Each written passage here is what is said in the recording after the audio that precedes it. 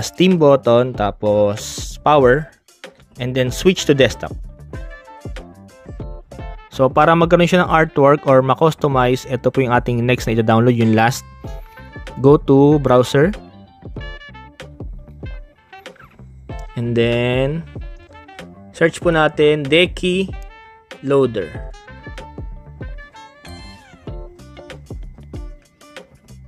Ayan. Enter. Deki Loader. Ayan po, nasa unahan yung GitHub. Click.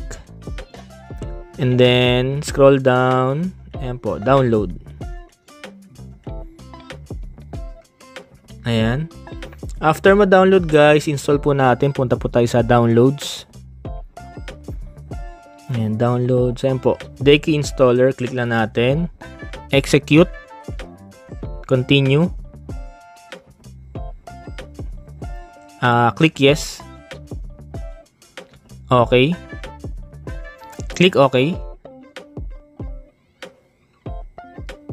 Next, tapos return to gaming mode. So papakita ko rin sa inyo guys, bukod sa artwork na pwedeng gawin ng Deki Loader natin, marami pa siyang ibang features. Okay guys, ito na po tayo sa ating SteamOS.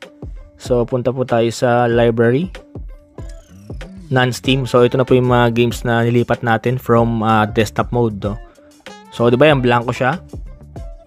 So gawin natin is click natin ito yung 3 dots. And then sa ilalim yan, may lalabas po yan na yan, parang plugin, Deki. Click natin yung parang store. Open natin. Tapos sa ilalim, hanapin po natin Steam Grid. Ayan po, Scream. Ayan po, Steam Grid DB. Install natin. Okay na yan. So, balik tayo sa ating non-Steam. So, pag nag-click po kayo ng options, meron na po siyang lalabas yan. Change artwork. Diba kanya nawala? So, dahil po yan sa Deki Loader. Gawin natin properties. Palitan natin para madaling hanapin yung kanyang artwork. But dapat kasi guys, eksakto na niya, game name, Batman Arkham Knight.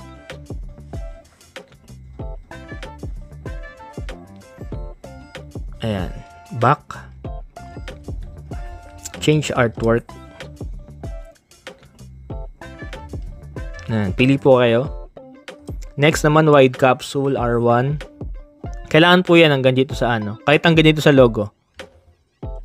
Ayan, pili na kayo mga gandang mga artwork. Ito kasi yung ko guys. Ito kasi yung setup ko guys, para makita nyo. Gagawin natin siyang ganito. Ayan, ganyan siya. Sa pinaka-home niya. Ayan, nasa ilalim yung mga icons, tas dito yung pinaka niya, malaking artwork niya.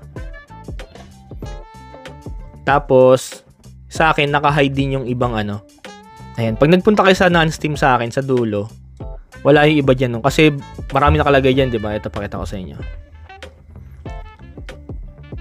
Library. Ayan, ang dahil nakalagay. Great on Deck, all games. So, akin, ito lang, non-Steam. So, ayan guys, di ba, na-setup na po natin yung mga artwork nila, no? So, next feature naman tayo, guys. Click 3 dots ulit. Tapos, tumpalin sa market.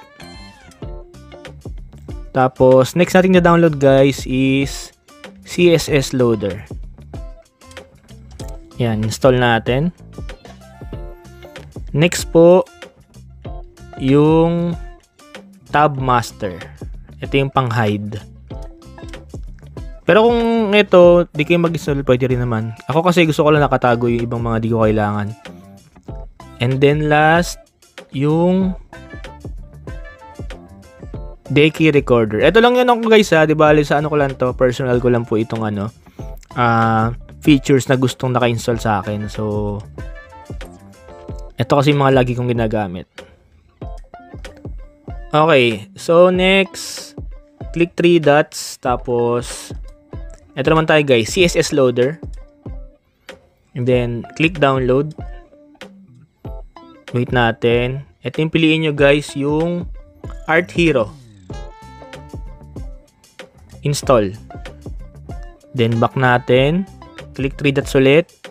Tapos, diba yan, CSS Loader. Click nyo po yung Art Hero, i-on nyo po. Okay. Next naman guys, itong Tab Master.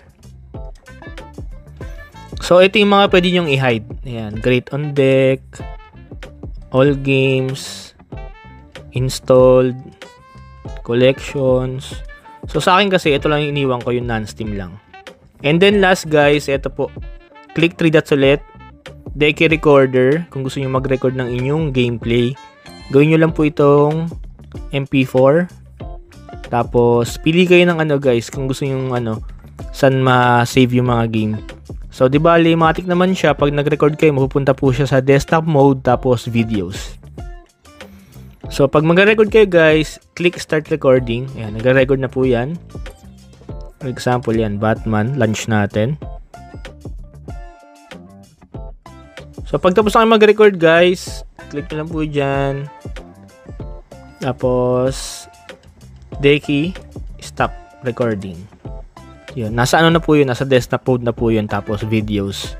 Ayan, so ito naman guys yung yung CSS loader. Ito yung purpose niya, ayan. Ayan. Di bali, habang naglalaro kayo guys, lumalabas po yung mga games niyan, kagaya nung sa akin. Ito kasi, dalawa pa lang po yung na-try natin, so dalawa pa lang yung lumalabas. So, ganyan siya. Ayan, nag-zoom yung image niya yun, gumagalaw. Nag-zoom siyang ganun. So, pag nag-click kayo sa view more, naka-hide na yung iba. Wala na yung mga Great on Deck, di ba? So, yan na agad lalabas, kagaya nung sa akin.